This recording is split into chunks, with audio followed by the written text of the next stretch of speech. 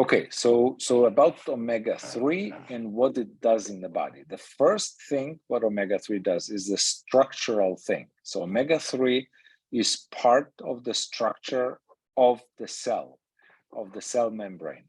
And it's one of the most important parts in that cell membrane, together with other fatty acids. So there's 4 omega-3s in the cell membrane, 4 different molecules, and 4 different omega-6s in the cell membrane, 2 saturated fats, 1 omega-9, and there is some other fatty acids that are not that important as those 11. Now, omega-3, so structurally, if there is lack of omega-3, there might be lack of elasticity of the body. So in sport, people may get more trauma. In elderly age or in childhood, they may get more trauma and they get the rigidity. So sometimes we had cases where, the contraction of the tendons.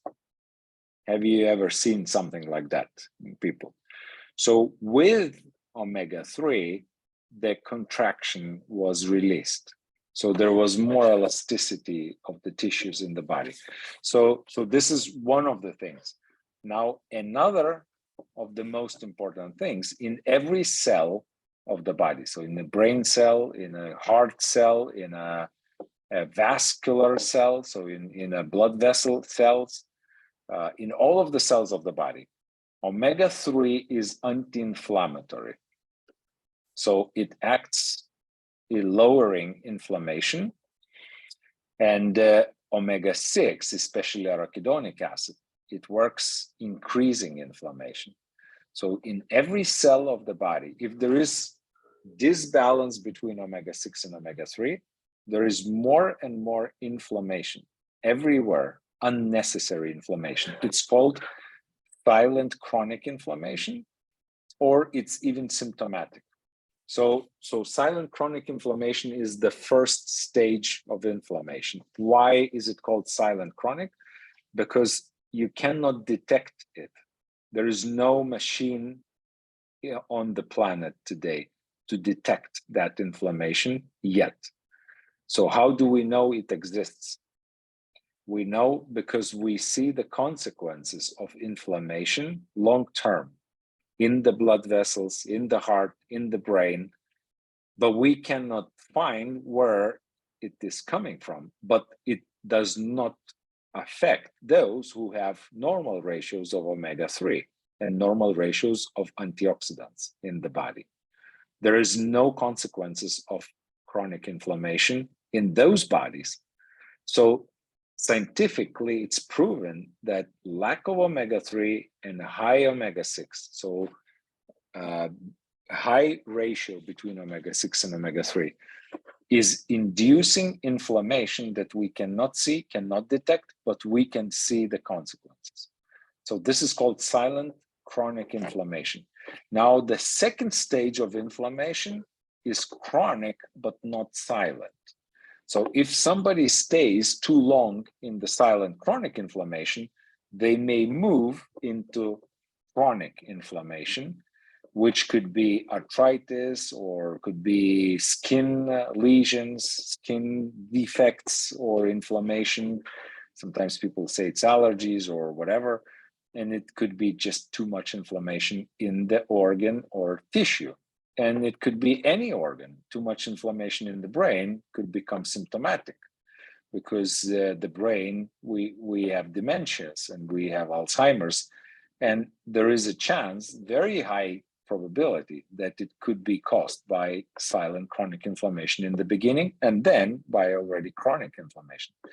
And then the next stage, so silent chronic inflammation, acute inflammation is what we see already on the outside, is the inflammation that is seen sometimes with the bare eyes. No need for the machines or tests or anything. So this is how it works. All of the inflammations are affected by lack of omega-3. the more is the lack of omega-3 and the bigger is the ratio between omega-6 and omega-3, the more of inflammation is going to be in all the stages of inflammation. And the bigger spread of inflammation through the body, like if you know what's the angina, when the pus is inside the throat, and it's bacteria, and they're producing, so the body fights the bacteria, and this is where the pus appears. And in those patients that are not balanced, that have high omega-6, low omega-3, they may have fever. And in most of the cases, they would have fever because this local inflammation becomes general. It becomes throughout the whole body.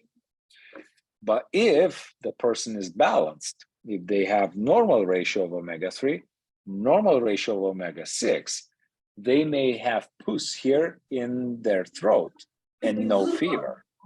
And this is going to be pretty normal because the inflammation would not be spreading around the body. The same with influenza, the same with colds. Those who have bad balance, they may be laying in bed and having fevers and laying in bed for a week or so. But those who are balanced, they may be not even going to bed. They just feel a bit weaker for a day or two. Sometimes they don't even get the fever, and they don't even get that many symptoms. They have a little bit of, as we say, the cold symptoms, right? Sometimes not even the running nose, and after a couple of days, they are fine. And I see Maria is raising her hand. Yes, Maria, sure. Sorry, if I have already a chronic inflammation, if I take the omega-3, I can revert or not? So there are every process in the body, we have to separate into two, it's not ingredients, right? It's just two sides of the process. And one of it is irreversible damage, and another is reversible damage. So in most of the cases, inflammation, even if it's already chronic, it's still mostly reversible. But there are some cases where it is impossible to reverse back 100% because the tissue is already damaged. So it depends on what is the tissue that is damaged. And I don't know if it is a secret information or not, but if it's not a secret, if you can share what that is, so then I could tell you what is the probability of full recovery. It's not specific. It's possible. Okay. Oh, it's not specific, but do you have CRB, CR Just protein? a question, okay? Ah, it's a question. Okay. But can be if one person that has Alzheimer. So in most of the cases, there is a lot of irreversible damage in the brain if it's Alzheimer's already. But some functions may return back because you stabilize the process, you lower the inflammatory environment, and the functions of the brain become a bit better. At least those parts that are still functioning, they are going to be functioning better. Okay. We will not return the lost parts of the brain, but we will return back to better function the existing parts of the brain. Okay. Okay, and that may be enough. We had cases of dementias where people started taking care of themselves, but they couldn't before because somebody had to take care of them. Somebody had to change their diapers, to feed them, and so on. And now they are doing it themselves. They are going and eating, and even going into the shop to buy groceries.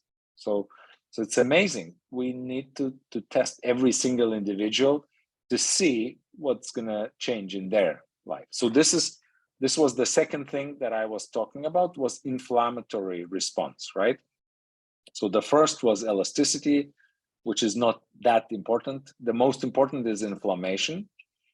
Then the third, systemic thing that is in the whole body, is so-called fluidity of the cell membrane, or the other way to explain it is how substances cross the cell membrane to the inside and how they cross from the inside out. So the nutrients, the nutrition of the cell, the nutrients has to cross out from extracellular liquids through the membrane into the cell. And waste, so the metabolic waste that was produced inside the cell, has to be pushed out through the cell membrane into extracellular liquids and then removed through kidneys and skin and other organs out of the system. This process is not optimal if somebody has bad omega-6, omega-3 ratio. Some nutrients are getting slower into the cell, and there is a lack of those nutrients in the cell, although there is no lack in the extracellular liquids, which means that cells become hungry, even though you try to feed them with all the nutrients, and they become intoxicated, even though there's no any other reason for the intoxication. It's just their own metabolites, too much of them in the cell.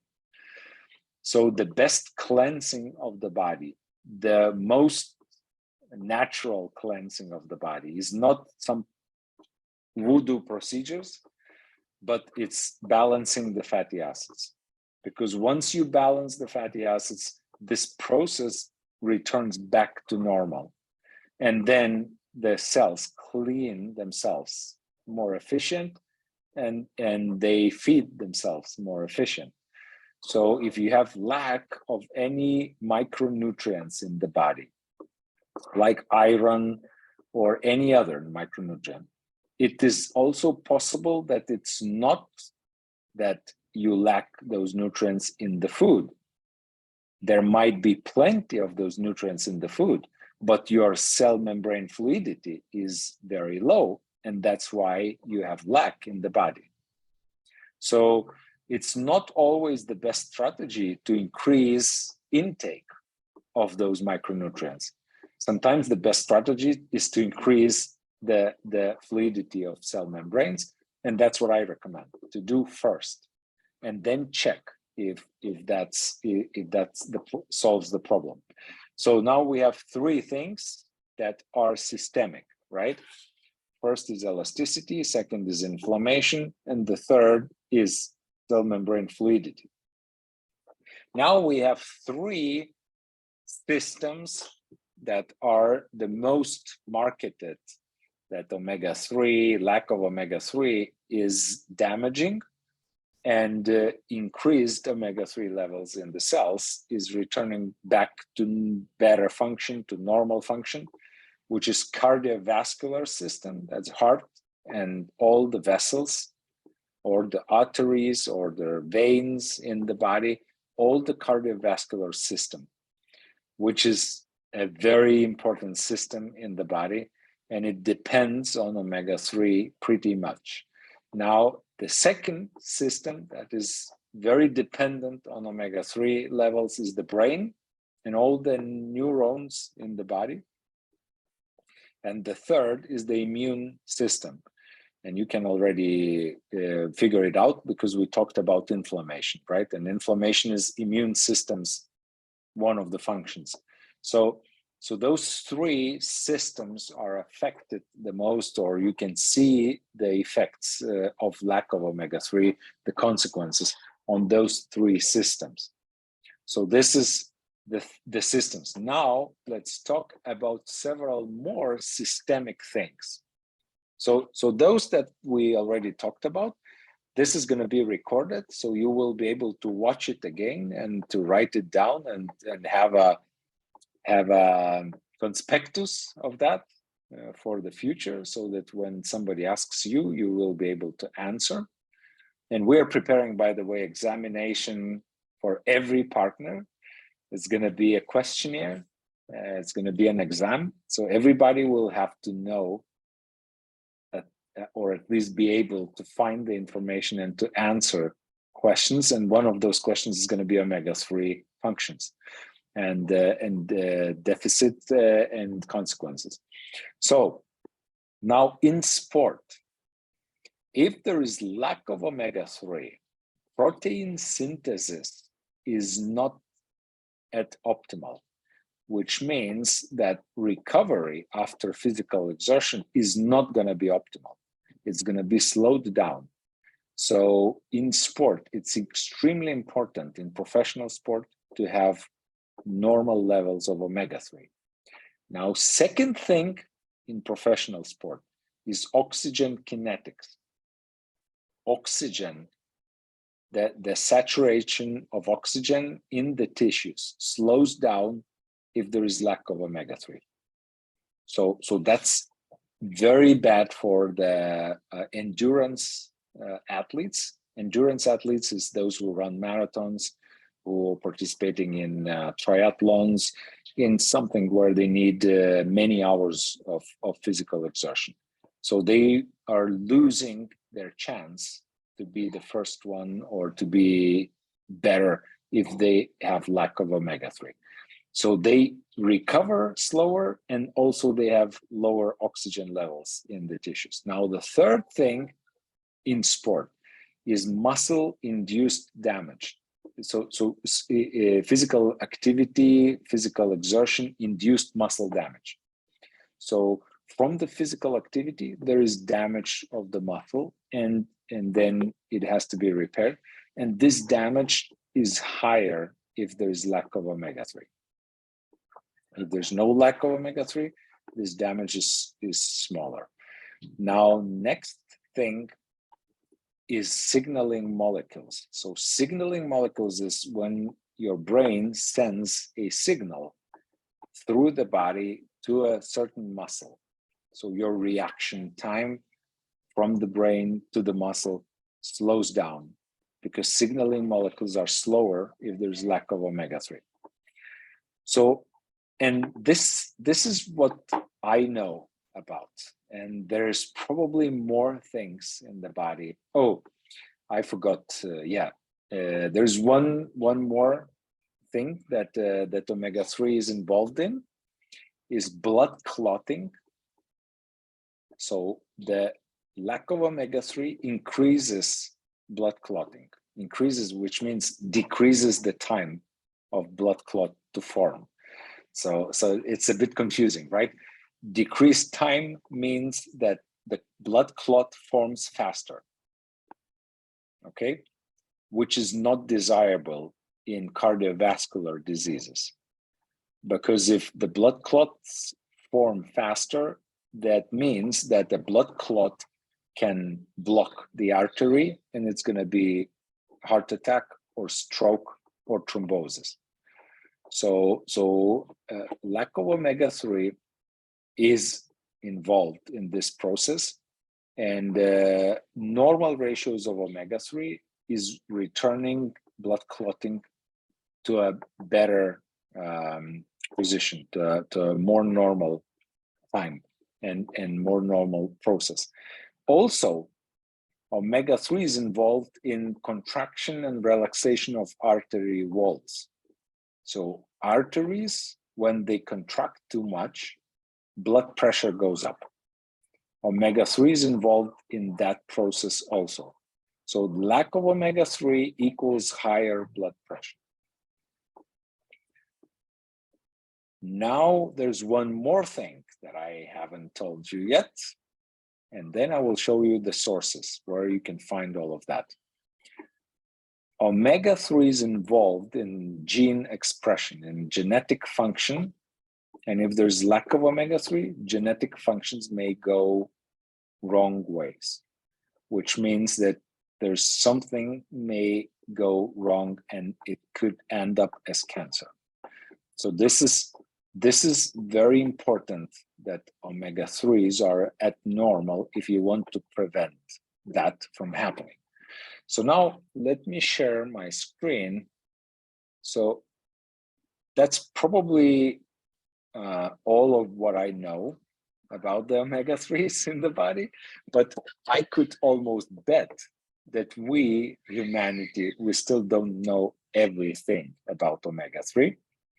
And I think in the future, we will learn even more about omega-3s. So, but now let me go, let me share my screen here and go to a browser.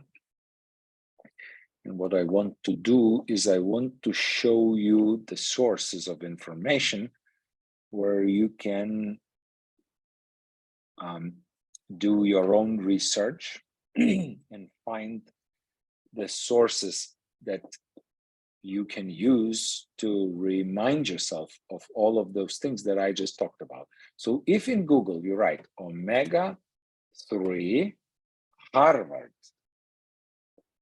and you click enter, and the first link or one of the first links that will come up is going to be this one, essential contribution. It's going to be Harvard School of Public Health.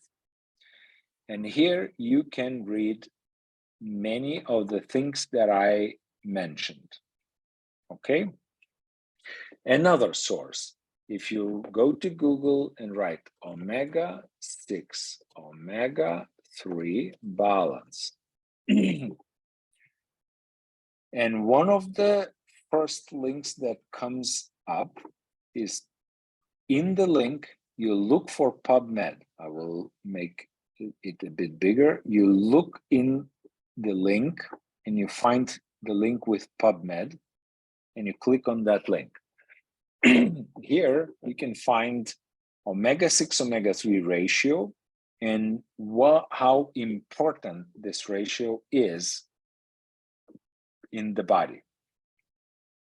Okay, now I have to open several slides that are in one of my presentations, and then I will show you several more sources.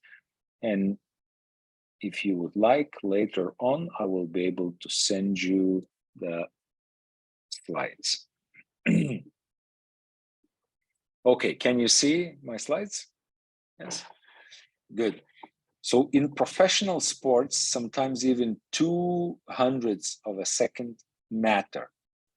Now, these are the links. So if you look closer, you can read the scientific studies that sources of this information that I'm showing right now.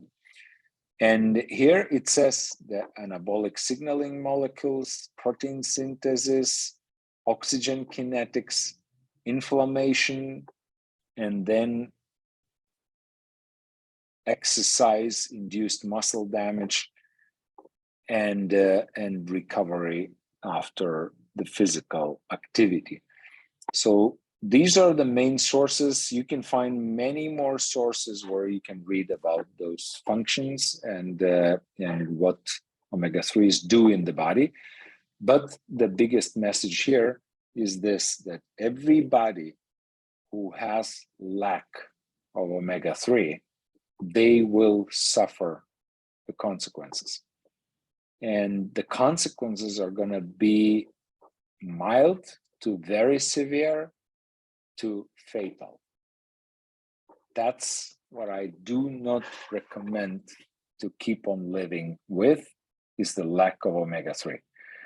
If you knew at least part of what I know already, if you saw with your own eyes at least part of what I already saw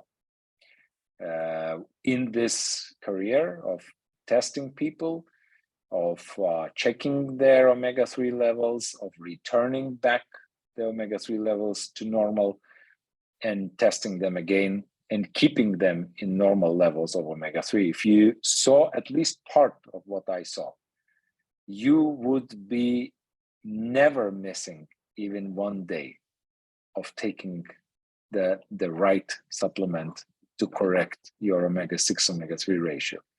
You would be taking it every single day. You would be giving it to everyone you love.